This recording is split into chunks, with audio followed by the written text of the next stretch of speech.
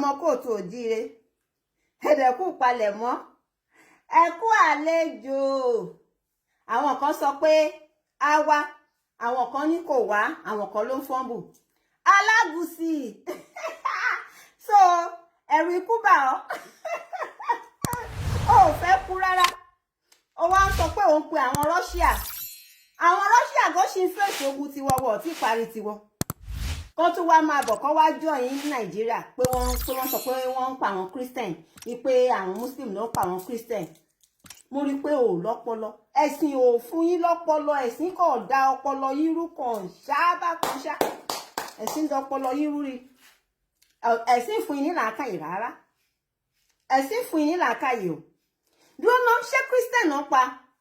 Wọ́n ń pa Christian, wọ́n ń pa Muslim, wọ́n ń pa ẹni tí ò tiẹ̀ lẹ́sìn kankan. Ìyẹn ò wá fún yín ní làákàyè wípé ilẹ̀ yín náà fẹ́ gbà ẹ̀ tiẹ̀ nílẹ̀ ọmọ màálù ní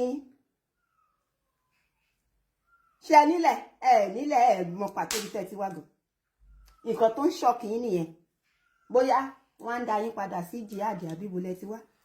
Ṣé ṣáàdì ní ìlú títí ẹ Alágùsì àbí Mali ibo ló ti wá ń bẹ̀? Mi ò mọ̀ bẹ̀. Ẹ̀rù wá ń bà ẹ́, ìwọ wá ń sọ pé káwọn Russia máa bọ̀, kẹ́ wá fi Nàìjíríà kẹ́ wá fi ṣe battlefield. Bọ̀dá Trump, tẹ́bá ti dé mo welcome yín o, mo welcome yín. Ṣùgbọ́n ṣe rí ibi tẹ́ ti kọ́kọ́ bẹ̀rẹ̀ iṣẹ́ Àbújá. Tẹ́bá wá kúrò l'Àbújá ẹ̀ wá bá wa padà sí Ìlọrin. Wọ́n pọ̀ ńbẹ̀, ṣùgbọ́n ṣe lẹ́kìtì ti wà yẹn sílẹ̀, àmọ́ bá ṣe máa ń dùn nǹkan wa. À ń dùn Èkìtì ra fún rárá.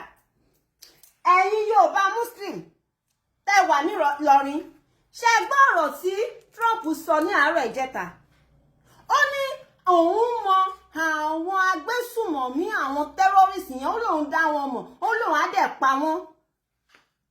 Ṣé bá ọmọ advice tí mo fún ẹ̀yin Muslim Yorùbá tẹ́ jẹ́ ọmọ òòtù òjíire tẹ́ jẹ́ Muslim, tẹ́ máa wé gèlè ọ̀ràn tẹ́ sọ́ra yín dẹrú Fúlàní, ẹ lọ tún gèlè orí yín o.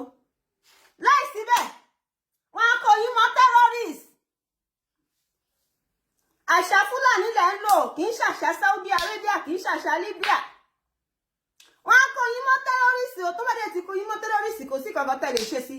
Ẹ lọ tún gèlè orí yín kúrò, tó lè sọ pé wọ́n ní dẹ́kọ́ndé, tó bá dé ti kó yín mọ́ terrorist, tẹ́ ń bèrè orúkọ ìlú yín, tẹ́ ń bèrè orúkọ ìlú yín, tẹ́ ń sọ pé Yorùbá, tó ń bèrè orúkọ tẹ́ ń jẹ́, tẹ́ ń sọ pé Rahidi, Wahidi, Sahidi, àwọn ọmọ Yorùbá ń jẹ́ bẹ́ẹ̀.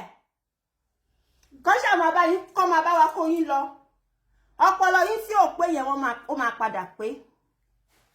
Wọ́n á kó yín mọ́ terrorist o, ẹ lọ tún gèlè orí yín kúrò. Àbọ̀rọ̀ là ń sọ fọ́mọlúwàbí o, tó bá dénú àdódidi o. Ẹ̀rù pé ẹ̀rù ti ń ba Alágùsì níbi tí tàbá sí àdá wà, tí Kùránì wà, Alágùsì. Wọ́n á kó ẹ mọ́ tẹ́rọ́rìsì, akọ̀mọ̀ pé tẹ́rọ́rìsì ní ẹ tẹ́lẹ̀, ṣùgbọ́n ẹ̀yin ọmọ Yorùbá tẹ́ wà nílùú Ìlọrin, tẹ́ wà l'Ọ́ṣun, tẹ́ wà l'Óṣogbo, tẹ́ wà ní gbogbo ibẹ̀, tẹ́ ń gbé gèlè sórí là ń ṣe Fúlàní, ẹ lọ tún gèlè lẹ̀. Láìsí bẹ́ẹ̀, tó bá ti dé tó má ti bẹ̀ sí ń pa àwọn tẹ́rọ́rìsì, wọ́n á kó yín mọ́ wọn o, torí wọ́n ti mọ̀ pé àwọn ló ń di gèlè.